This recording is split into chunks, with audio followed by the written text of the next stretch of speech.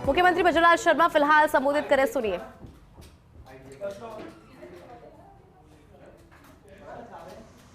कि इसमें सभी का सहयोग होता है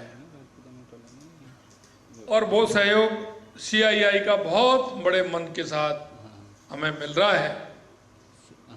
निश्चित रूप से आने वाले समय में राजस्थान को इससे मजबूती मिलेगी।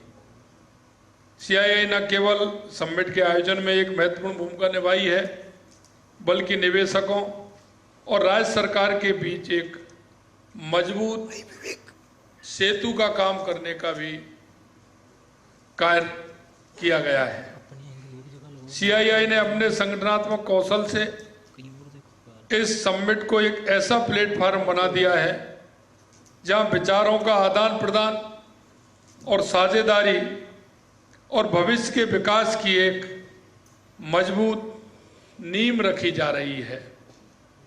दिल्ली में आयोजित रोड शो में सीआईआई की नॉर्थ जोन की बैठक में मुझे आप में से कुछ से संवाद करने का अवसर प्राप्त हुआ था। आज उस कड़ी को आगे बढ़ाते हुए पूरे देश के उद्योग जगत के सितारों के साथ मुलाकात और भी अच्छे परिणाम लाएगी, ऐसी मेरी आशा ही नहीं बल्कि मुझे विश्वास भी है। आपके सहयोग और समर्थन से हम निवेशकों के लिए एक समृद्ध और परिपक्व मंच तैयार कर पाए हैं।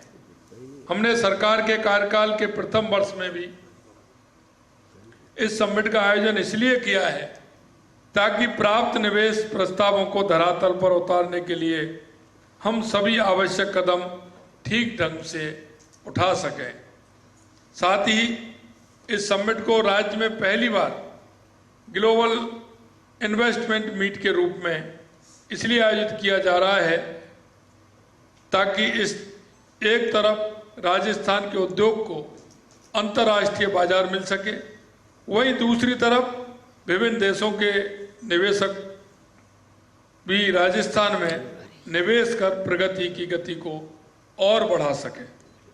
इस समिट में पहले ही आप सबके सहयोग से हमने 30 लाख करोड़ रुपए से अधिक राशि के एमओयू कर लिए हैं, जो राज्य में निवेशकों के अद्वितीय एवं नवीन विश्वास का ये प्रमाण है। ये विश्वास हम सबके संयुक्त प्रयासों, नीतियों और अनेक महत्वपूर्ण निर्णयों से बना है। हमने राज्य में निवेश आकर्षित करने के लिए पॉलिसी फ्रेमवर्क में महत्वपूर्ण परिवर्तन किए हैं। कुछ समय पहले लॉन्च की गई रिप्स 2024 के बाद हमने 9 और नीतियां 4 दिसंबर को लॉन्च किए हैं। हम ये कार्य आगे भी जारी रखेंगे एवं आप सबके सुझावों को ध्यान में रखते हुए और भी नई नीतियां लेकर आएंगे। राज्य में 5 नवीन औद्योगिक क्षेत्रों में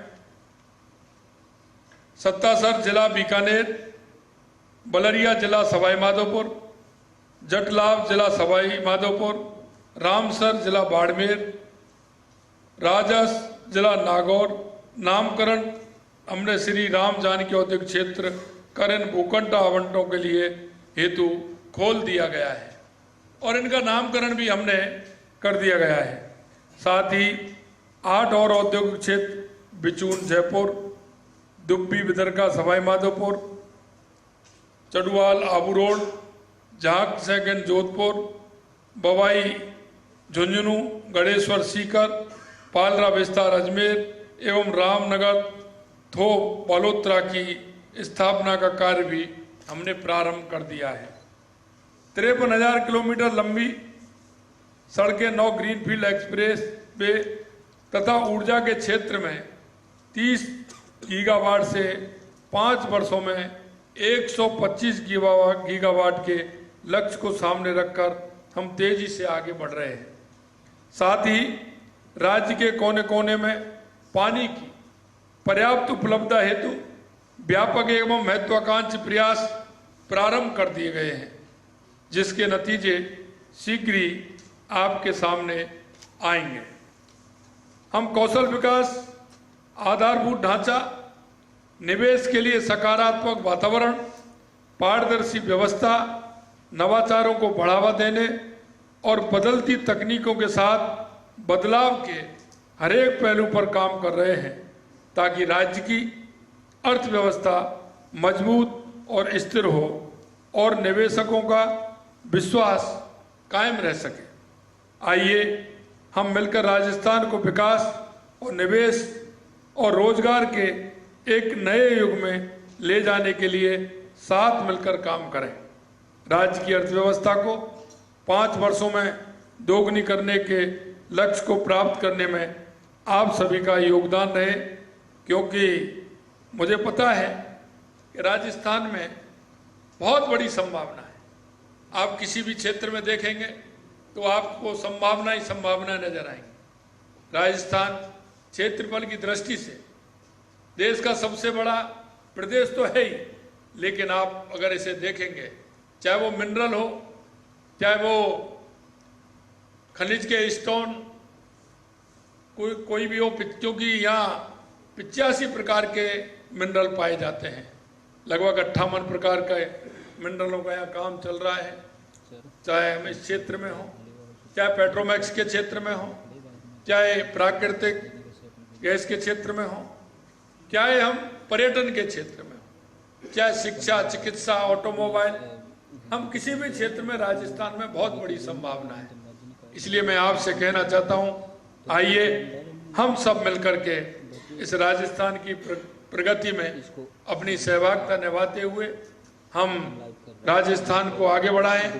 देश के यशस्वी प्रधानमंत्री नरेंद्र मोदी जी के विजन विकसित भारत, इसमें विकसित राजस्थान की कल्पना करते हुए हम विकसित भारत को की कल्पना के आधार पर हमारे देश को आगे बढ़ाने का काम करें। इसी आशा और विश्वास के साथ आप यहाँ पधारे हैं, पुनः आपका स्वागत है, अभिनंदन है।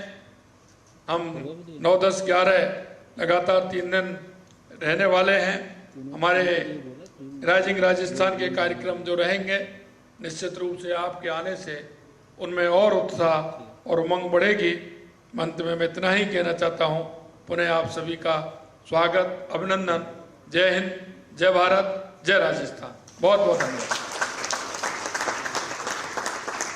मुख्यमंत्री भजनलाल शर्मा को आपने सुना और किस तरह से कार्यक्रम जो है बहुत खास मुख्यमंत्री भजनलाल शर्मा जो है उस कार्यक्रम में संबोधित करते हुए नजर आए। सीआई के कार्यक्रम में मुख्यमंत्री भजनलाल शर्मा मौजूद, और आपको बता दें कि इस कार्यक्रम को उन्होंने संबोधित किया। क्या कुछ कहा मुख्यमंत्री भजनलाल शर्मा ने, वो आपने सुना।